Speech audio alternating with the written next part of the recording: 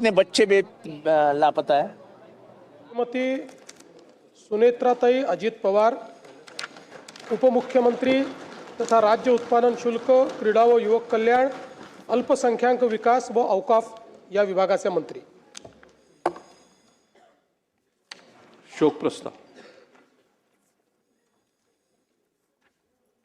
विकास व औकाफ या विभागाचे मंत्री।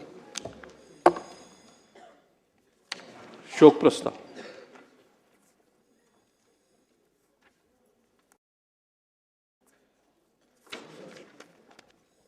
माननीय अध्यक्ष महोदय,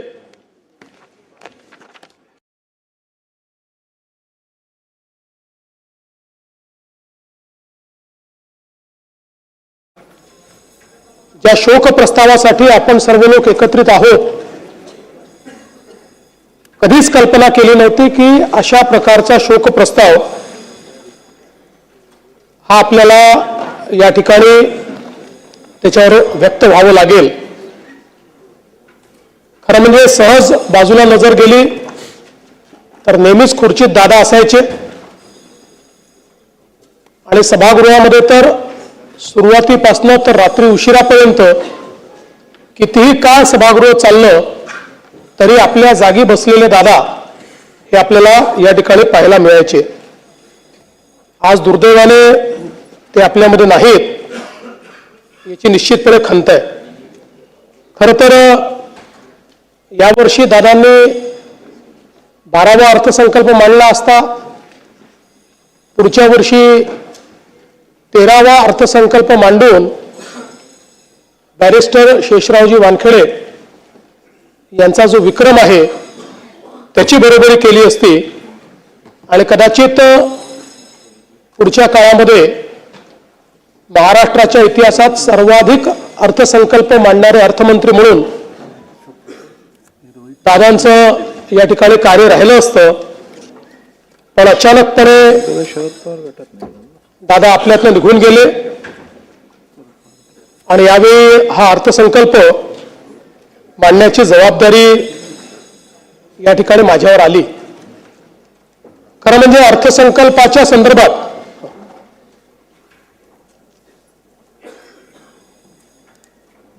आपल्या सर्वांनाच कल्पना आहे की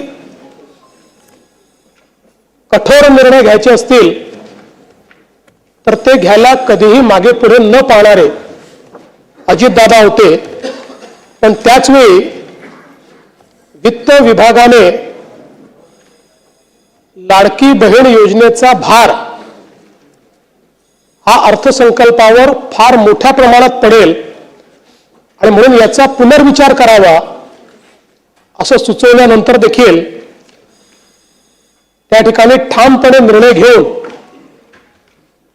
तो विषय मंत्रिमंडळापुढे आणण्याचं काम करणारे देखील अजितदादा होते। आणि आपल्या सगळ्यांना आठवतं की लाडकी बहीण योजनेनंतर अजितदादांनी गुलाबी जॅकेट घालणं सुरू केलं होतं आणि आम्हालाही सगळ्यांना ते जॅकेट घालायला लावलं होतं।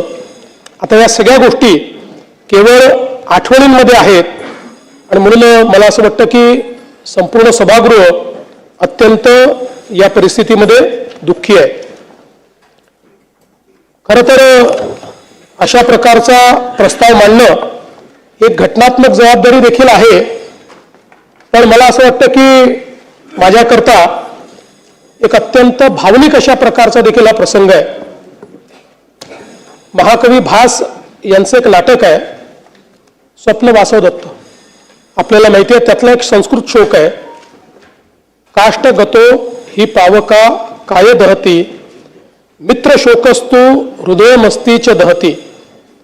याचा अर्थ असा आहे की लाकूड जळते तेव्हा तो अग्नी केवळ शरीर जाळतो, पण मित्रशोक हा हृदय आणि अस्थिलाही अर्थात आपल्या अंतस्थ आत्म्यालाही जाळतो। अजितदादांसारख्या एका सच्च्या मित्राचा सहप्रवासाचा असा मृत्यू होणं ही खरं म्हणजे केवळ राजकीय हानी नाही तर आपल्या सर्वांच्याच अंतःकरणाला प्रचंड वेदना देणारी अशा प्रकारची बाब आहे। आपण असं म्हणतो की काही गोष्टींवर काळ केवळ हे औषध असतं, पण तरी देखील कितीही काळ गेला तरी काही वेदना या मात्र कमी होत नाहीत. अशा प्रकारची निश्चितपणे एक वेदना असणार आहे.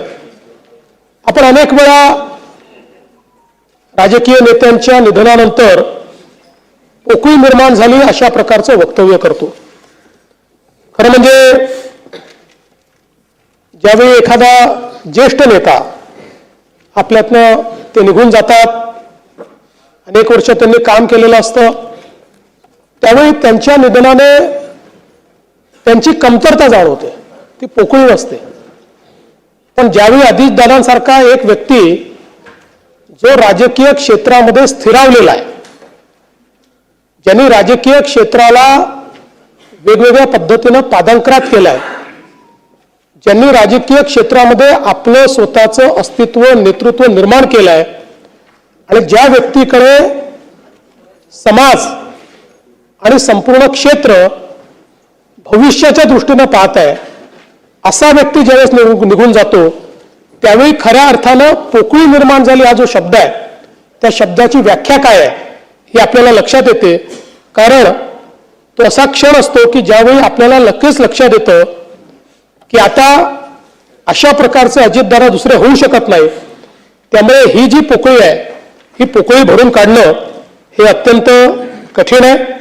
आणि म्हणून मला असं वाटतं की खऱ्या अर्थानं त्यांचं अकस्मात निधन हा आपल्या सर्वांकरता एक धक्का देखील त्या ठिकाणी आहेच. खरं म्हणजे मंत्रिमंडळाच्या बैठकांमध्ये, जनतेमध्ये जात असताना, प्रसार माध्यमांमध्ये, जाहीर कार्यक्रमांमध्ये, अधिवेशन चालू झाल्यानंतर अजितदादांचं अस्तित्व हे सगळीकडे ठळकपणे जाणवायचं. कारण आपल्याला कल्पना आहे की प्रत्येक गोष्ट ही शिस्तीत झाली पाहिजे अशा पद्धतीनं सातत्याने अजितदादांचं त्या ठिकाणी म्हणणं असायचं. आणि सकाळी 6 वाजल्यापासून काम करणारा नेता अशा पद्धतीनं त्यांची ख्याती होती. कार्यमग्नता जीवन व्हावे, मृत्यू हीच विश्रांती, हे काव्यवचन खरं म्हणजे अजितदादांच्या जीवनाकडे आपण बघितलं तर आपल्याला ते सत्य वाटतं. कारण अखंड जीवनामध्ये कार्यमग्न असलेले अजितदादा, प्रत्येक क्षणाचा नीट उपयोग करणारे अजितदादा, कुठलीही गोष्ट नियोजन केल्याशिवाय न करणारे अजितदादा, या सगळ्या गोष्टी मला असं वाटतं की राजकारणामध्ये खूप विरळ आपल्याला पाहायला मिळतात. खरं तर त्यांचा आणि माझा, आमचा दोघांचाही जन्म 22 जुलैचा.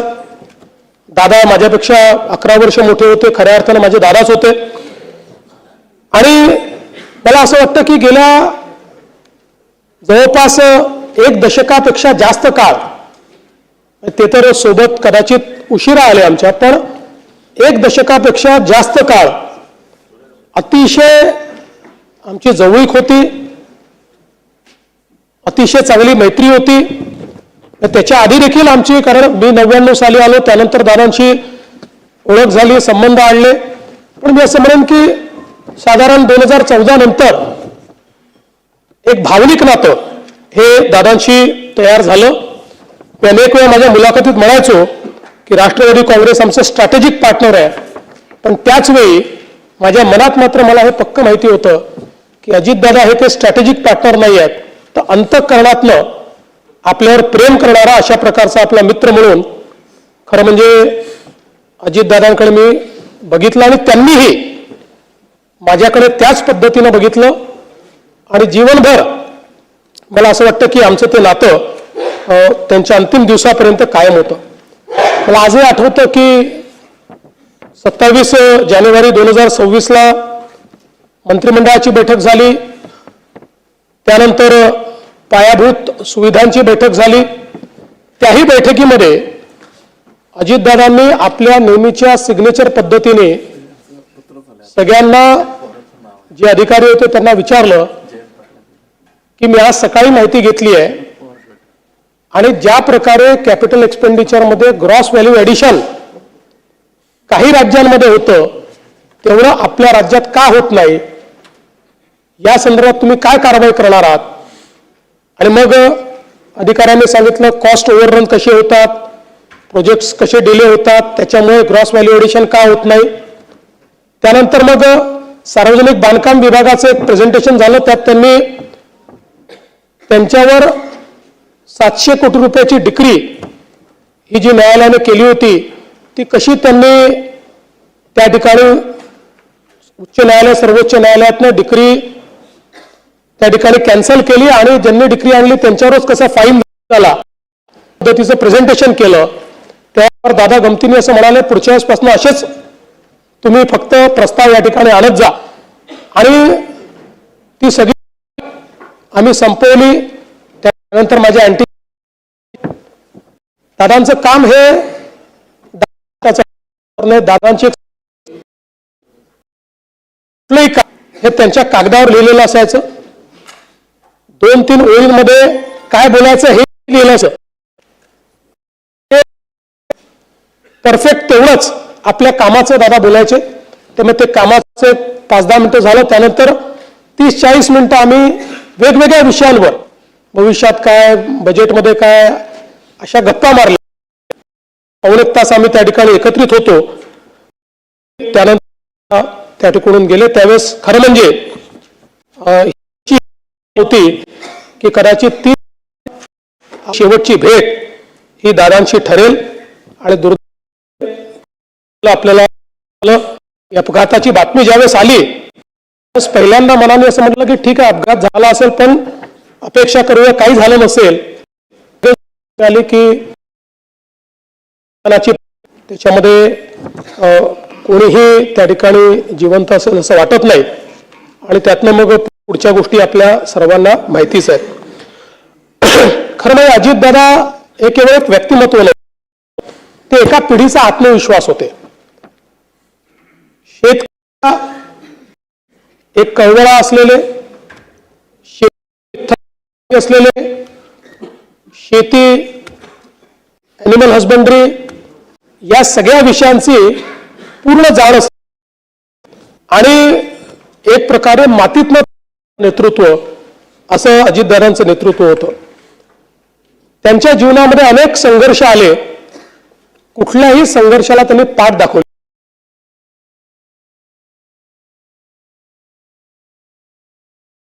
चुकले नाहीत.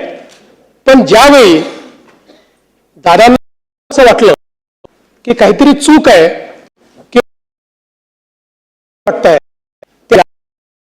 मागे पुढे पाहिलं नाही. अशामध्ये दादा जाहीरपणे माफी मागून पुढच्या कामाला त्या ठिकाणी लागायचे. हे देखील आपण बघितलं आहे.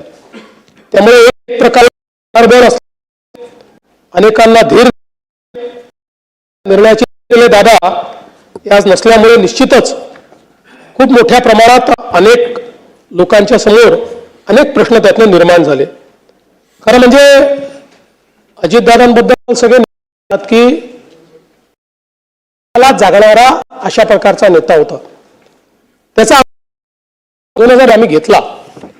2019ला ज्यावेळी आमचं ठरलं की त्यानंतर काही निर्णय त्यावेळी त्यांनी बदलवला. पण दादांनी त्यावेळेस भूमिका घेतली की नाही, मी शब्द दिलेला आहे, मी शब्द मोडणार नाही.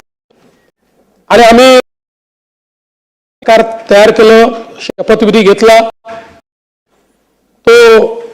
त्याला अनेक लोकांनी पहाटेचा शपथविधी म्हटलं. त्याला पहाटेचा म्हटलं की दादा त्याच्यावर नाराज व्हायचे. दादा म्हणायचे पहाट म्हणजे 7, ही काही पहाट नाही, आम्ही 9 वाजता शपथ घेतली होती, तो सकाळचा शपथविधी आहे असं नेहमी ते पत्रकारांना सांगायचे. आणि मला आजही आठवतं की त्यावेळी अतिशय दृढतेनं त्यांनी, खरं म्हणजे त्यांना निश्चितपणे प्रमाणात मोजावी, पण तरी देखील त्यांनी सांगितलं की एकदा निर्णय झाला होता, मग या निर्णयाला मी बांधील असेल. आम्ही न्यायालयाचा निर्णय आमच्या विरोधात गेला. मला आजही दादा आणि मी दोघंच जण होतो. त्यावेळी तो निर्णय विरोधात गेल्यानंतर त्या ठिकाणी सरकार स्थापन करणं काही शक्य नव्हतं. दादांनी विचारलं काय केलं पाहिजे. मी म्हटलं दादा आता याच्यामध्ये स्वतःचा बळी द्यावा अशी आमची पण अपेक्षा नाही. आता जे काही असेल तुम्ही तुमचा निर्णय घ्या आणि त्यानंतर माझ्याशी चर्चा करून म्हणजे अनेक गोष्टी त्या ठिकाणी सांगितल्या. अशा बंगल्यावरनं माझ्याशी चर्चा करून दादांनी मग तो निर्णय बदलवला. कारण त्यांच्या सोबत जे लोक राहिले होते हे दादांना माहिती होतं की शेवटी त्यांचं भविष्य आपल्याला बघायचं आहे. आणि मग दादांनी पुन्हा जे काही सरकार झालं ते सरकारमध्ये सामील होण्याचा निर्णय घेतला. आणि म्हणून मला असं वाटतं की त्यांच्या स्वभावात पारदर्शकता होती. पोटात आहे ते ओठात आहे आणि जे आहे ते तोंडावर बोलून टाकायचं. तोंडावर बोलताना दादा राजकीय परिणामांची फारशी काळजी करत नव्हते. आणि मला असं वाटतं की राजकारणामध्ये असं अनेक वेळा तुम्हाला पॉलिटिकली करेक्ट राहावं लागतं. पण पॉलिटिकली करेक्ट राहणाऱ्यांपैकी दादा नव्हते. त्यांना जे वाटलं ते स्पष्टपणे रोखठोक त्या ठिकाणी बोलायचे. आणि त्यामुळे मला असं वाटतं की त्यांच्याबद्दल आमदारांना किंवा सदस्यांना देखील माहिती होती.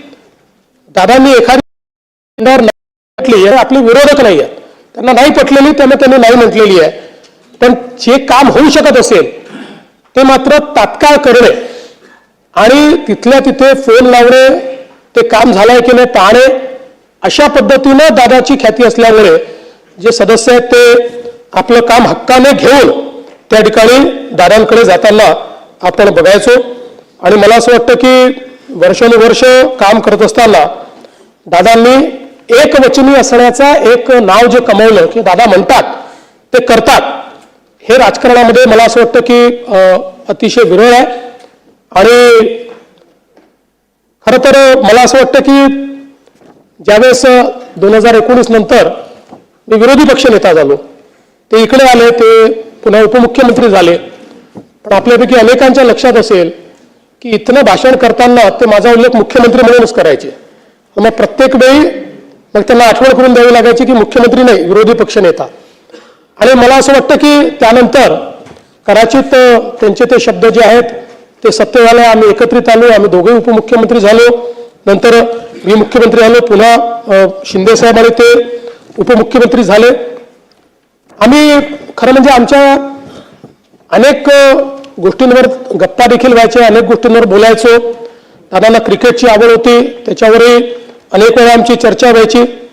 आणि आम्ही जेव्हा एकत्रित प्रवास करायचो त्यावेळी दादांच्या अनेक ज्या काही सवयी होत्या त्यात दादांना मला नेहमी आठवतं की दूध प्यायला आवडायचं. त्यामुळे आमच्या विमानात किंवा हेलिकॉप्टरमध्ये कोल्ड्रिंक असू द्या, काही असू द्या, जे कोल्ड मिल्क असतं आणि दादा सांगायचे मी शेतकऱ्याचा मुलगा आहे, रोज हळदीचं दूध पितो आणि मला कुठल्याही म्हणजे कोल्ड्रिंक किंवा याच्यापेक्षा दूध प्यायला आवडतं.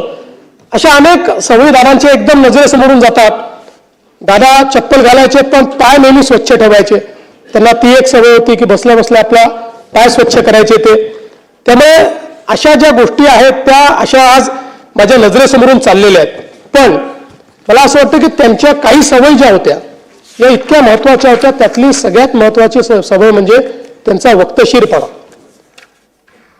कधीही कुठल्याही ठिकाणी 1 मिनिटं आधी पोचायचं म्हणजे पोचायचं. ज्यावेळी आम्ही तिघे होतो, शिंदेसाहेब मुख्यमंत्री होते, मी उपमुख्यमंत्री होतो, दादा उपमुख्यमंत्री होते. 12 वाजताचा कार्यक्रम असेल तर दादा 11:59ला पोचणार, मी 12:05ला पोचणार आणि शिंदेसाहेब थोड्या वेळेमध्ये, नाही एवढं नाही पण 15-20 मिनिटं अजून ते मागे पुढे. पण कधीही, आणि मी तर कमीत कमी शिंदेसाहेब किती वाजता निघतात हे बघून मी त्या ठिकाणी कार्यक्रमात पोचायचो. पण दादा 12चा कार्यक्रम कोणाला याला किती वाजू द्या, दादा 11:59ला पोचणार म्हणजे पोचणार. आणि मला असं वाटतं की ही त्यांचं वक्तशीरपणा, म्हणजे सकाळी 9ची बैठक असेल त्यांनी बोलवली असेल तर अधिकाऱ्यांना माहिती असायचं की 8:59ला दादा खुर्चीवर असणार, त्यामुळे त्याच्या आधी आपण पोचलं पाहिजे. मंत्रालयामध्ये कुठल्याही अधिकाऱ्यांपेक्षा लवकर पोचणारे दादा होते. मला असं वाटतं की मंत्रालयाची सुरुवातच दादा करायची आणि सकाळी 9 वाजता मंत्रालयात आपल्या चेंबरमध्ये जाऊन दादा बसायचे. तिथनं तिथे मिटिंगा घ्यायचे, त्यांचं कामकाज करायचे. आणि म्हणून कधीही कामकाज अडलेलं आहे, फाईल थांबलेली आहे दादा उपलब्ध नाही म्हणून निर्णय होत नाही असं कधी झालं नाही. एखादा निर्णय जर त्यांना पटला नाही तर मात्र त्या ठिकाणी ते स्पष्टपणे सांगायचे, फाईल थांबवायचे, चर्चा करायचे.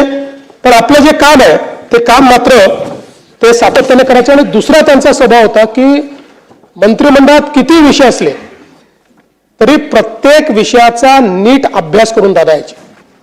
प्रत्येक विषयाची एक नोट त्यांच्याकडे असायची आणि त्या विषयात जर काही किंतु परंतु असेल तर तो किंतु परंतु त्या ठिकाणी ते मांडायचेच.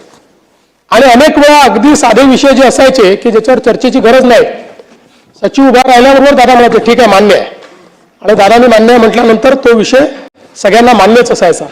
त्यामुळे मला असं वाटतं की ही देखील एक क्वालिटी त्यांची होती की नीट विषयाचा अभ्यास करून, आणि नुसता अभ्यास करून नाही तर त्या प्रत्येक मंत्रिमंडळातल्या विषयाची 4 ओळींची नोट ही नेहमी दादांजवळ असायची की जी ते मांडायचे. आणि त्यातनं त्यांचं एखाद्या विषयावरची जी पकड आहे ती पकड आपल्याला त्या ठिकाणी पाहायला मिळायची. खरं म्हणजे दादांच्या संदर्भात अनेक लोक अनेक गोष्टी सांगू शकतील.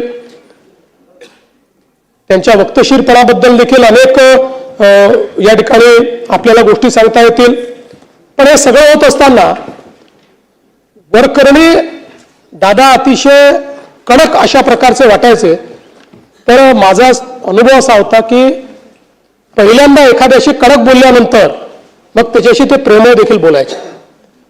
आतून ते अतिशय प्रेमळ होते. त्यात त्यांचा स्वभाव होता की पहिल्यांदा एखाद्याला जसा मिलिटरीचा अधिकारी एकदम स्ट्रेट करतो असा स्ट्रेट करायचे, आणि त्यानंतर मात्र त्या व्यक्तीला सांभाळून घ्यायचं आणि त्या व्यक्तीचं जे काही कार्य आहे ते कार्य करायचं. हे खरं म्हणजे दादांचं आपण काम पाहिलं. पण हा सगळा वक्तशीरपणा, हे सगळं घड्याळाच्या काट्याने चालणं, या सगळ्या गोष्टी जरी खऱ्या असल्या तरी पहिल्यांदाच दादांनी टायमिंग मात्र चुकवलं. आणि ते टायमिंग म्हणजे ज्यावेळेस राजकारणामध्ये खूप मोठी इनिंग दादा खेळतील हे आपल्या सगळ्यांना दिसत होतं. अशा परिस्थितीमध्ये त्याने पहिल्यांदा जीवनाचं टायमिंग चुकवलं आणि त्याची हह ही आपल्या सर्वांना नेहमीच राहील. खरं तर दादा 6 वेळा उपमुख्यमंत्री झाले. सर्वाधिक वेळा उपमुख्यमंत्री होण्याचा मान त्यांना मिळाला. पण अनेक वेळा ते असं म्हणायचे की मी कधीतरी मुख्यमंत्री होईल पण मी उपमुख्यमंत्री मात्र नेहमी राहील. अशा पद्धतीनं अनेक वेळा गमतीने ते म्हणायचे. आज मी असं म्हणू शकतो Ajitdada Pawar was the best chief minister Maharashtra never had. एक जो चांगला मुख्यमंत्री महाराष्ट्राला मिळू शकला असता तो अजितदादांच्या रूपानं आता आपल्यामध्ये नाही.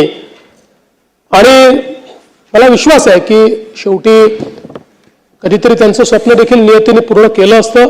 त्यांच्यात ती क्षमता निश्चितपणे होती.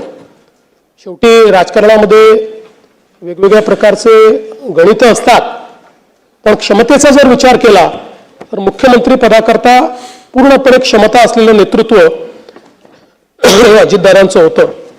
खरं तर मी असं म्हणेन की राजकारणामध्ये आपल्याकडे अनेक नेते आहेत, अनेक दादा आहेत आणि सगळ्याच दादांनी चांगलं काम केलंय. पण महाराष्ट्रामध्ये वसंतदादा आणि अजितदादा ही 2 नावं अशी आहेत की ज्यांना दादा म्हणून नेहमीच महाराष्ट्र हा त्यांच्या कामाकरता या ठिकाणी लक्षात ठेवेल. दादांनी सुधाकरराव नाईकांच्या मंत्रिमंडळात ज्यावेळेस काम केलं त्यावेळी खरं म्हणजे सुरुवातीच्या काळामध्ये जेव्हा दादा मंत्री झाले त्यावेळी थोडा त्यांचा स्वभाव अबोल होता किंवा नेमकं तेवढं काम करायचं अशा प्रकारचा त्यांचा स्वभाव होता. त्यामुळे पहिल्यांदा लोकांचा दृष्टिकोन असा होता की एका मोठ्या घराण्यातला माणूस आहे, हा मंत्री झालेला आहे. पण त्यानंतर ज्यावेळेस दादांनी काम करणं सुरू केलं आणि विशेषतः सुधाकररावांच्या मंत्रिमंडळामध्ये त्यांनी ज्यावेळेस काम सुरू केलं, खरं तर सुधाकरराव त्यानंतर त्यांच्या प्रत्येक वाक्यागणित अजितदादांचं नाव घ्यायचे आणि त्यातनं अजितदादांचा परिचय हा काम करणारा नेता म्हणून, काम करणारा मंत्री म्हणून या महाराष्ट्राला झाला.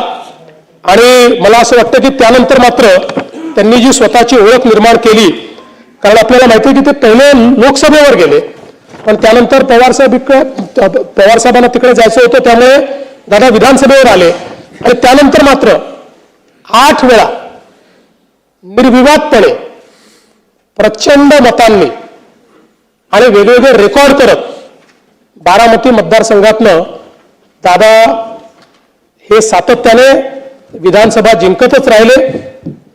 बारामतीचा अपराजित नेता म्हणून दादांकडे आपण पाहतो. जनतेचं जे प्रेम दादांना मिळालं ते निश्चितपणे मला असं वाटतं की कुठल्याही नेत्याकरता त्यापेक्षा मोठा दुसरा कुठलाही ठेवा हा असू शकत नाही. आपल्याला या ठिकाणी माहिती आहे की विकास प्रकल्पांच्या बाबतीत दादा नेहमी सकारात्मक असायचे.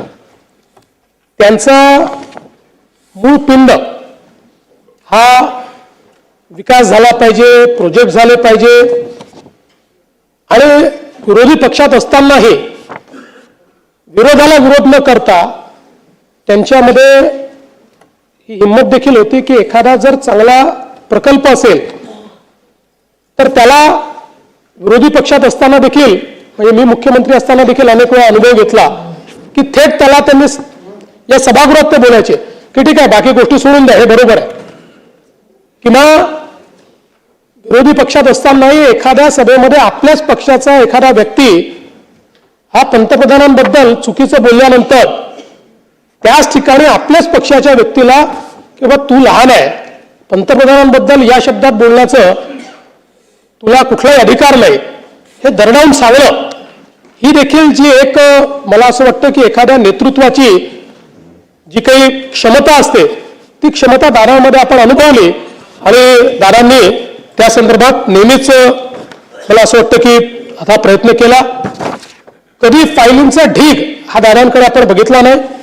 अधिकाऱ्यांना बोलवायचं, तिथे निर्णय करायचे, त्यांच्याकडनं समजून घ्यायचं आणि एकदा पटलं की त्याची पाठराखण करायची, अशा पद्धतीनं ते सातत्याने काम करायचे. आज समाज माध्यमांमध्ये दादांचे अनेक व्हिडिओ आपण पाहतो. त्यांच्या म्हणजे तसा मूळ दादांचा स्वभाव हा जरी सिरियस वाटत असला तरी त्यांच्या भाषणांमध्ये मात्र खूप खुमासदारपणा असायचा.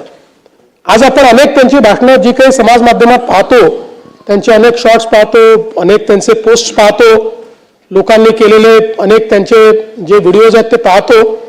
त्यामुळे त्यांच्या भाषणामध्ये अगदी सरळ सोप्या भाषेमध्ये त्या ठिकाणी ते विनोद करायचे आणि त्यामुळे लोकांना ते आवडायचं. किंवा पत्रकार परिषदेमध्ये अनेक वेळा एका वाक्याचं, एका शब्दाचं उत्तर असं देऊन पत्रकारांना एखाद्या गंभीर विषयांवर नाकारलेले उत्तर आणि त्या ठिकाणी उत्तरही दिलं नाही, त्यांना बोलायला संधी मिळाली नाही, अशा पद्धतीनं दादांचं आपल्याला त्या ठिकाणी काम पाहायला मिळायचं.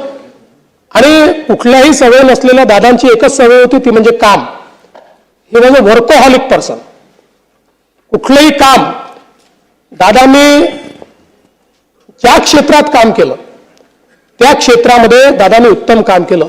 माननीय पवार साहेबांनी देखील लोक माझे सांगती या पुस्तकामध्ये दादांचं वर्णन करताना लिहिलंय, अजितच्या कामांचा झपाटा, सहकाऱ्यांना विश्वास देण्याची त्याची पद्धत आणि कितीही काम करण्याची त्याची तयारी, यामुळे त्याच्या नेतृत्वाबद्दल विधिमंडळ सदस्यांच्या मनात सन्मानाचे स्थान आहे.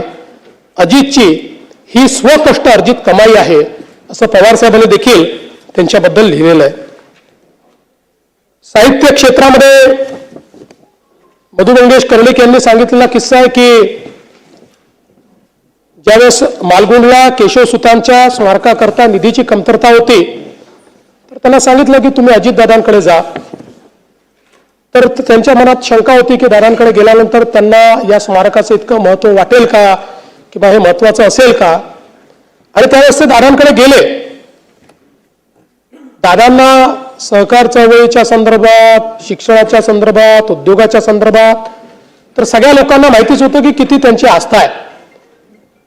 पण साहित्य क्षेत्राच्या संदर्भात दादा फार प्रगट करत नव्हते. पण ज्यावेळेस ते त्या ठिकाणी गेले त्यावेळेस दादांनी त्यांना सांगितलं की केशवसुतांचं स्मारक हे झालंच पाहिजे. तात्काळ त्याकरता निधी दिला आणि स्वतः फोन करून मधु मंगेश कर्णिकांना सांगितलं की हा निधी मी दिलेला आहे, काम इमिजिएट झालं पाहिजे आणि कुठेही निधी कमी पडला तर तो निधी तुम्ही मला मागा. पण हे स्मारक महाराष्ट्राच्या अस्मितेचं स्मारक आहे, त्यामुळे हे स्मारक करण्याकरता तुम्हाला जी मदत लागेल ती मदत मी त्या ठिकाणी करणार आहे. दादांनी एक किस्सा सांगितला होता की ते म्हणाले मी असं ठरवलं होतं की आधी घर बांधायचं त्यानंतर लग्न करायचं. आणि 1980च्या दशकामध्ये सिमेंटची तीव्र टंचाई होती आणि मग त्यांनी सांगितलं की काय करायचं. मग त्या काळामध्ये सिमेंटचं रेशनिंग होतं. मग माजी मंत्री अंकुशराव निंबाळकर साहेब यांच्याकडनं त्यांनी कसं सिमेंट मिळवलं, कसं घर बांधलं आणि त्यानंतर मात्र मग त्यांनी लग्न केलं. अशा अनेक त्यांच्या जीवनातले गोष्टी छोट्या छोट्या गोष्टी आहेत, पण त्यातनं ते कसे दृढ निश्चयी होते की एकदा जे ठरवलं ते करायचंच, अशा पद्धतीनं त्यांचं खरं म्हणजे कार्य होतं. मला आजही आठवतं की लोकसभेच्या निवडणुकीमध्ये ज्यावेळी आम्हाला कमी सीट्स मिळाल्या, महाविकास आघाडीला चांगला विजय त्या ठिकाणी मिळाला. त्यानंतर आम्ही तिन्ही पक्षाचे जे नेते होतो, मी असेल, शिंदेसाहेब असतील, अजितदादा असतील, यांनी गांभीर्याने दौरे चालू केले. जास्तीत जास्त लोकांपर्यंत कसं पोचता येईल. शिंदेसाहेब आणि मी तर दौरे करत होतो, पण मी असं म्हणेन की त्या काळामध्ये सर्वात जास्त फिरलेले अजितदादा होते. लोकसभेच्या निवडणुकीनंतर अजितदादांनी घर जे सोडलं ते रोज एकही दिवस असा नाही की ते कुठल्या जिल्ह्यात नाही, सातत्याने एकेका जिल्ह्यात जाऊन त्या ठिकाणी त्यांचे आमदार असतील, त्यांचे सदस्य असतील, कोणी माजी आमदार असतील, यांच्या सभा करायच्या, त्यांचे कार्यक्रम करायचे. त्यातनं त्यांनी पक्षाला एक कॉन्फिडन्स हे देण्याचं काम त्या ठिकाणी केलं. खरं म्हणजे दादांच्या जाण्याने संपूर्ण महाराष्ट्र तर हळहळला आहेच, पण निश्चितच त्यांच्या कुटुंबांना, सुनेत्रा वहिनींना जे काही दुःख झालं असेल ते आपण सगळे समजू शकतो. पण या बिकट परिस्थितीतही वहिनींनी अतिशय धीरोदत्तपणे या ठिकाणी त्यांचं कार्य पुढे नेण्याकरता कठोर निर्णय घेतला आणि अत्यंत संयमी आणि घरंदाज पद्धतीनं आज ज्या पद्धतीनं त्यांनी हे सगळं जे काही कार्य आहे ते हातामध्ये घेतलंय, ते कार्य त्या पेलतायत. निश्चितपणे आपण सगळे लोक आणि आपल्या सद्भावना या त्यांच्या पाठीशी आहेतच.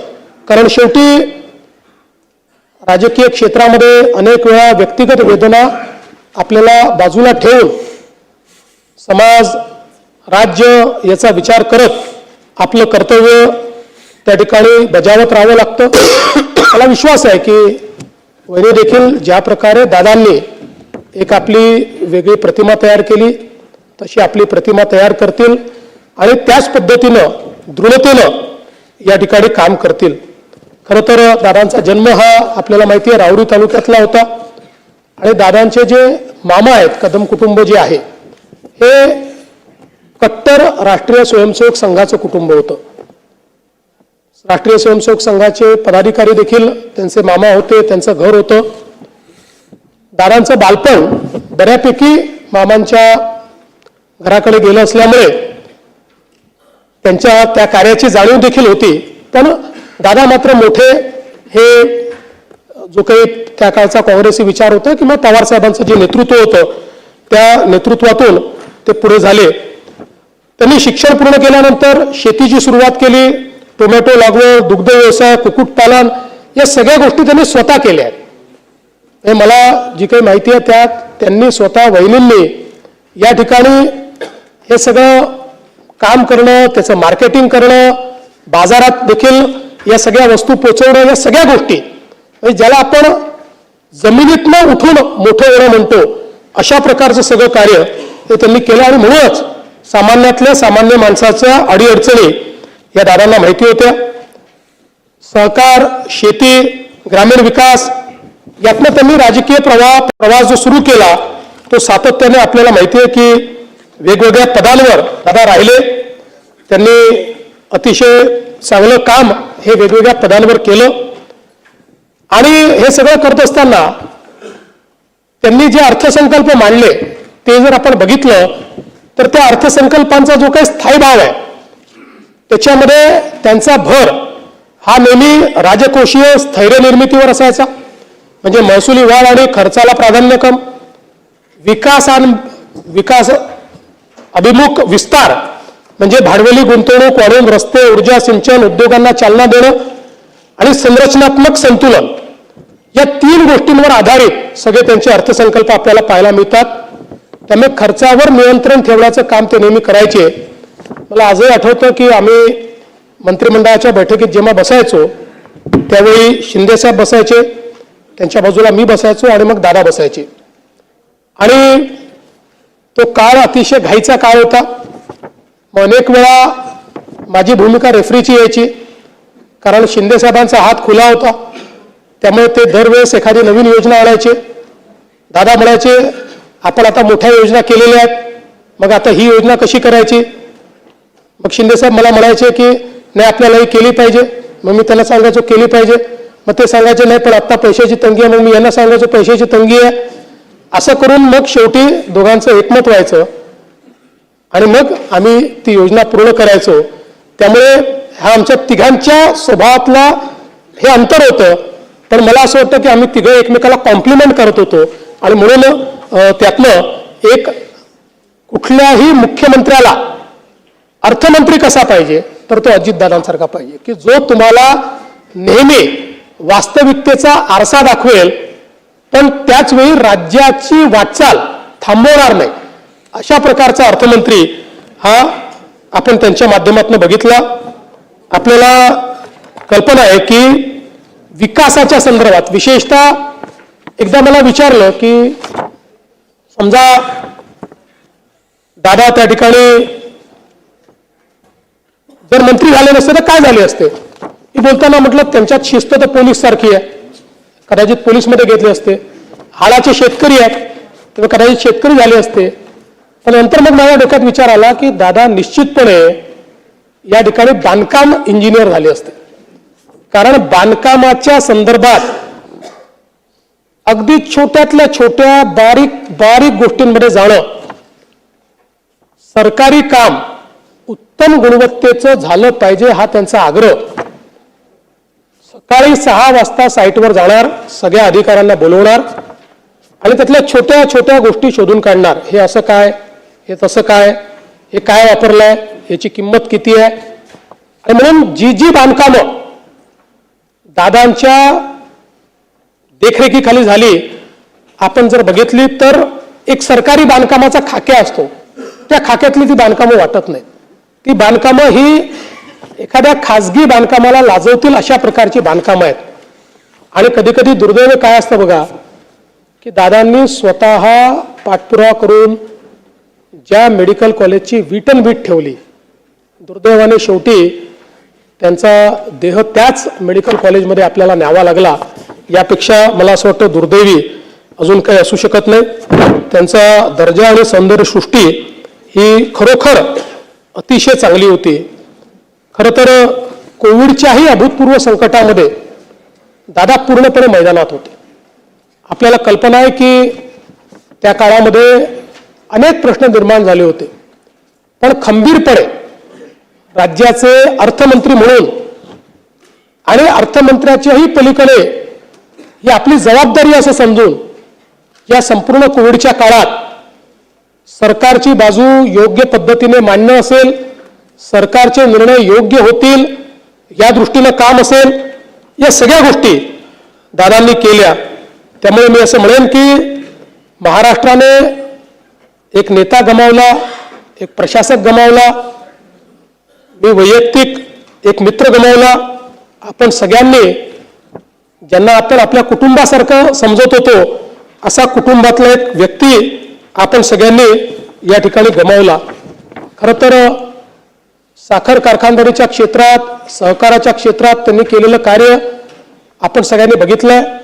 शिक्षणाच्या क्षेत्रात त्यांनी केलेलं कार्य, सगळ्या संस्थांचं नाव, सगळ्या कारखान्यांचं नाव या ठिकाणी घेणार नाही, पण या प्रत्येक गोष्टीत दादांचा एक ठसा आपल्याला पाहायला मिळतो. त्याच्या प्रत्येक विकासामध्ये दादांच्या पाऊलखुण आपल्याला पाहायला मिळतात. एक दादांचा टच आपल्याला पाहायला मिळतो, एक दादांचा ब्रँड आपल्याला पाहायला मिळतो.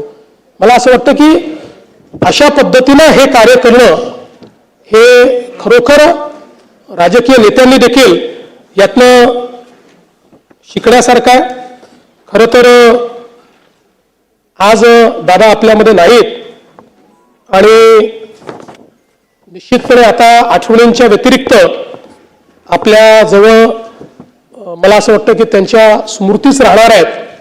पण अशा या सगळ्या जो काही विचारांचं काहूर आहे, वेगवेगळ्या आठवणी आहेत, यावर जर आपण बोलत राहिलो तर कदाचित आपल्यापैकी प्रत्येक जण दिवसभर बोलू शकेल. आणि म्हणून खरं तर कवी पी सावळाराम यांचं एक गीत आहे, त्यातलं एक कडवं हे केवळ दादांकरताच लिहिलं आहे का असं आपल्याला वाटावं. जनसेवेचे बांधून कंकण, त्रिभुवन सारे घेईन जिंकून, अपूर्व आपुले ध्रुवसिंहासन, नित भिजतो मानवतेला, जो आवडतो सर्वांना तोची आवडे देवाला. मला असं वाटतं की हे कदाचित दादांकरताच लिहिलं असं आपल्या सर्वांना जाणवावं. मी दादांच्या पावन स्मृतींना या ठिकाणी विनम्र अभिवादन करतो. त्यांच्या आत्म्यास चिरशांती लाभो अशी प्रार्थना करतो. आणि जी काही त्यांचे कुटुंबीय आहेत, या कुटुंबियांना या ठिकाणी हे दुःख सहन करण्याची शक्ती आपल्याला आणि त्यांना ईश्वर देव अशी ईश्वरचरणी प्रार्थना करतो. आज राज्याचे माजी मंत्री स्वरूपसिंग हिर्या नाईक यांचं देखील शोकप्रस्ताव आहे. खरं म्हणजे आपल्या सर्वांना माहिती आहे की अनेक वर्ष मंत्री म्हणून काम केलेले, आदिवासी समाजामध्ये एक उत्तम नेतृत्व असलेले कैलासवासी स्वरूपसिंग हिर्या नाईक यांचा जन्म 10 सप्टेंबर 1938 रोजी नंदुरबार जिल्ह्यातील नवापूर तालुक्यातील नवागाव येथे झालं होतं. त्यांचं शिक्षण SSC पर्यंत झालं होतं. त्यांनी आदिवासी सेवा सहाय्यक संस्थेची स्थापना करून कला, वाणिज्य आणि विज्ञान महाविद्यालय, D.Ed आणि B.Ed महाविद्यालय तसेच आश्रमशाळा सुरू केल्या. नवापूर तालुका शिक्षण प्रसारक संस्था तसेच पोस्ट बेसिक आश्रमशाळेच्या माध्यमातून त्यांनी शिक्षण क्षेत्रात भरीव कार्य केले.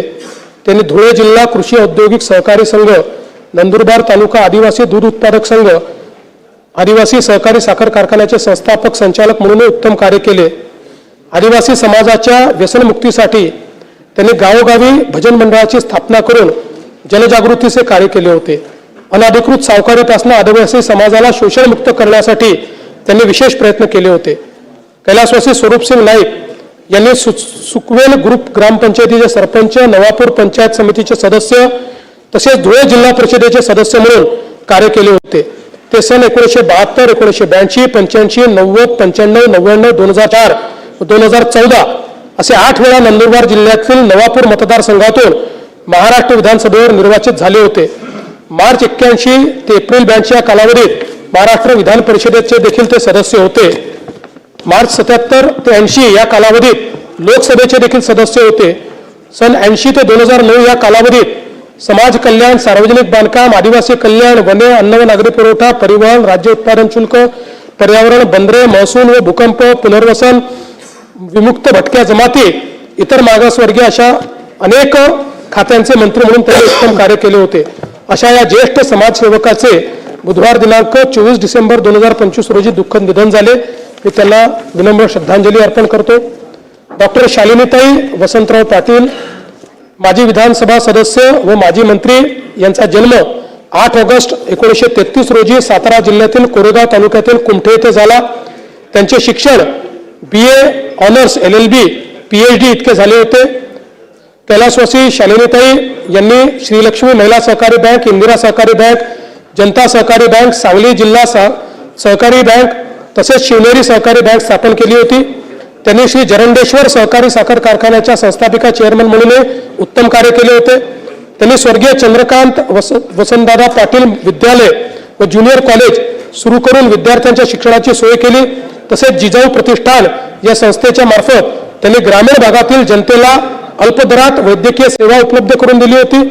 सहकार शिक्षण व सामाजिक क्षेत्रात त्यांनी भरीव कार्य केलं होतं. कैलासवासी डॉक्टर शालिनीताई पाटील यांनी सांगली जिल्हा लोकल बोर्डाच्या सदस्या, तासगाव पंचायत समितीच्या सदस्या म्हणून देखील काम केलं होतं. सन 1980, 1999, 2004 अशा 3 वेळा महाराष्ट्र विधानसभेवर त्या निवडून आल्या होत्या. सन 83 ते 84 या काळात लोकसभेच्या सदस्य होत्या. सन 80 ते 83 कालावधीत महसूल, पुनर्वसन, सार्वजनिक बांधकाम, रोजगार, अन्न नागरी पुरवठा खात्याचे मंत्री म्हणून त्यांनी उत्तम कार्य केलं होतं. अशा या ज्येष्ठ समाजसेविकेचे शनिवार दिनांक 20 डिसेंबर 2025 रोजी दुःखद निधन झाले. कैलासवासी राज खंगारजी पुरोहित यांचा जन्म 31 ऑगस्ट 1954 रोजी राजस्थान राज्यातील सिरोही येथे झाला होता. त्यांचे शिक्षण BA LLB पर्यंत झाले होते. कैलासवासी पुरोहित यांनी मुंबई भाडेकरू एकता संघाचे संस्थापक अध्यक्ष, मुंबादेवी नागरिक परिषदेचे अध्यक्ष, तसेच रामलीला महासंघ, कृष्णलीला समिती, सिटीजन्स असोसिएशन, दक्षिण मुंबई नागरी समस्या निवारण समिती, रोटरी क्लब, महाराणा प्रताप स्मारक समितीचे सदस्य म्हणूनही कार्य केले होते. त्यांनी अखिल भारतीय विद्यार्थी परिषदेच्या आंदोलनाचे नेतृत्व केले होते. भारतीय जनता पक्षाचे ते मुंबईचे अध्यक्ष राहिले होते. मुंबई भाजपचे अध्यक्ष असताना त्यांनी मुंबई शहरात भाजपच्या विस्तार करण्यात मोलाची भूमिका पार पाडली होती. कैलासवासी राजपुरोहित सन 1985 ते 90 या काळात मुंबई महानगरपालिकेचे सदस्य होते. ते सन 1990, 1995, 99, 2004 व 2014 असे 5 वेळा महाराष्ट्र विधानसभेवर निर्वाचित झाले होते. त्यांनी सन 96 ते 99 या कालावधीत गृहनिर्माण, गलिच्छ वस्ती सुधार, नागरी जमीन कमाल धारणा, रोजगार व स्वयंरोजगार, कामगार व संसदीय कार्य खात्याचे राज्यमंत्री म्हणून उत्तम कार्य केले होते. भाडे नियंत्रण कायद्याची अंमलबजावणी करण्याचे महत्त्वपूर्ण कार्य देखील मंत्रिपदाच्या कालावधीत त्यांनी केले होते. भाजपा विधानमंडळ पक्षाचे मुख्य प्रतोद म्हणूनही त्यांनी काम केले होते. खरं म्हणजे आम्ही सगळे लोक ते प्रतोद असताना त्यांच्यासोबत काम करण्याची आम्हाला खूप वर्ष संधी मिळाली आणि या सभागृहातल्या जुन्या सर्व नेत्यांना माहिती आहे की सर्व पक्षीय लोकांचे अतिशय जवळचे मित्र म्हणून राजपुरोहितांकडे पाहिलं जायचं. अतिशय आक्रमक पण तेवढेच सर्वांशी मैत्री ठेवणारे आणि खऱ्या अर्थानं मुंबईमध्ये व्यापारी नेता म्हणून राजपुरोहित यांची एक ओळख होती. आणि अतिशय मला असं वाटतं की भारतीय जनता पक्षामध्ये खालपासून वर आलेल्या नेत्यांपैकी एक अशा प्रकारचे ते नेते होते. त्यामुळे निश्चितपणे त्यांच्या जाण्याने भारतीय जनता पार्टी आणि वैयक्तिक आमचे सर्वांचं एक मोठं नुकसान झालेलं आहे. अशा ज्येष्ठ समाजसेवकाचे शनिवार दिनांक 18 जानेवारी 2026 रोजी दुःखद, मी त्यांना देखील या ठिकाणी श्रद्धांजली अर्पण करतो.